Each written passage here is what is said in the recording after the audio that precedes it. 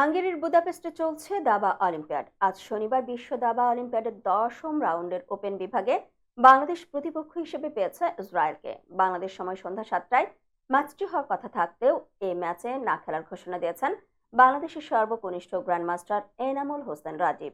হাঙ্গেরির স্থানীয় সময় গতকাল মধ্যরাতে সামাজিক যোগাযোগ মাধ্যমে রাজীব লিখেন, 2022 সালের চেন্নাই দাবা অলিম্পিয়াড ও 2024-এর হাঙ্গেরি দাবা অলিম্পিয়াডে রাশিয়া ও বেলারুশ দল হিসেবে অংশ নিতে পারেনি, তাহলে বর্তমান পরিস্থিতিতে ইসরায়েল কিভাবে অংশগ্রহণ করতে পারে? কালকে তাদের খেলা বাংলাদেশের সঙ্গে পড়েছে, আমি বয়কট করলাম। রাজীব বলেন, ইউক্রেনে হামলার কারণে রাশিয়া ও বেলারুশকে দাবা অলিম্পিয়াডে খেলতে দেয়া হচ্ছে না, এমনকি নিজ দেশের পতাকা নিয়ে দেশ দুটির দাবাড়ুদের বিশ্ব আসরে খেলার সুযোগ নেই।